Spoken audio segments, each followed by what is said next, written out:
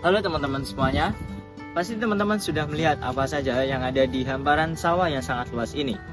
Yaps, benar sekali, padi. Di video kali ini kita akan menjelaskan tentang apa itu komoditas padi, serta bagaimana hubungannya dengan subsistem agribisnis, serta bagaimana keterkaitannya dengan faktor eksternal. Yuk simak baik-baik video kita kali ini. Komoditas padi merupakan komoditas yang sangat terbesar di Indonesia. Komoditas padi sendiri merupakan penunjang bagi ketahanan pangan di negeri ini. Bagaimana kira-kira kita untuk mendukung komoditas padi ini agar tetap stabil? Tentu saja dengan cara memaksimalkan subsistem agribisnis serta mengkaitkannya dengan faktor eksternal yang ada. Apa saja sih subsistem agribisnis serta faktor eksternal yang ada pada komoditas padi ini? Berikut penjelasannya.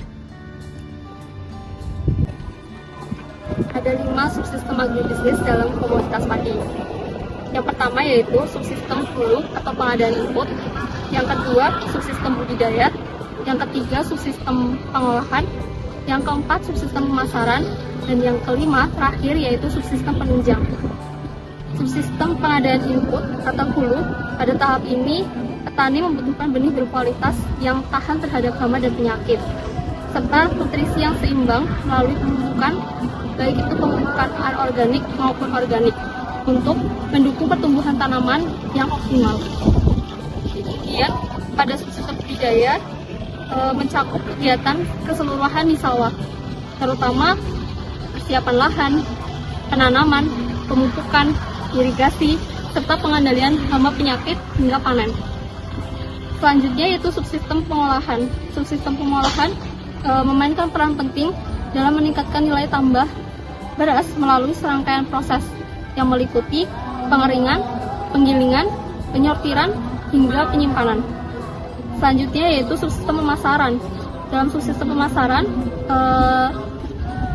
ada proses yaitu mengelola distribusi produk dari petani, produsen, hingga konsumen akhir yang mencakup penetapan harga, pemilihan saluran distribusi, dan strategi promosi. Yang terakhir yaitu subsistem penunjang. Dalam subsistem ini memberikan dukungan penting untuk meningkatkan keberhasilan produksi padi.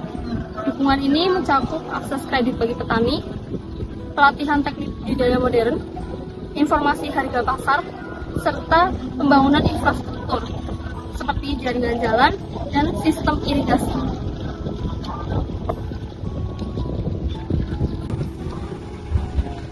Baik, di sini ada faktor eksternal agribisnis komoditas padi yang meliputi lingkungan ekonomi, lingkungan fisik teknis, lingkungan sosial budaya, serta kebijakan pemerintah yang mempengaruhi keberhasilan petani. Yang pertama, lingkungan ekonomi mencakup harga input, harga gabah, serta rantai distribusi yang menentukan biaya produksi dan pendapatan petani.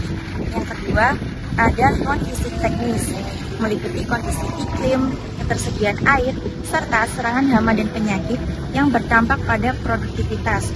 Dan yang ketiga, ada lingkungan sosial budaya, berkaitan dengan tradisi bertani, tingkat pendidikan, peran generasi muda, serta kerjasama kelompok tani yang mempengaruhi adopsi teknologi dan keberlanjutan usaha. Sementara itu, kebijakan dan kelembagaan pemerintah seperti HPP, subsidi, program petani, serta peran lembaga seperti Bulog berfungsi menjaga stabilitas harga, meningkatkan produksi, dan mendukung kesejahteraan petani. Jadi di sini saya akan menjelaskan keterkaitan dari subsistem hulu hingga hilir pada komoditas padi.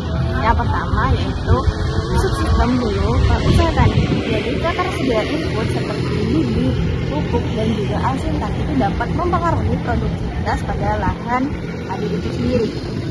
Sebaliknya, kebutuhan petani bila memberikan sinyal kepada industri hulu untuk menyediakan jenis input yang sesuai, misalnya dengan yaitu menyediakan input bibit yang tahan lama.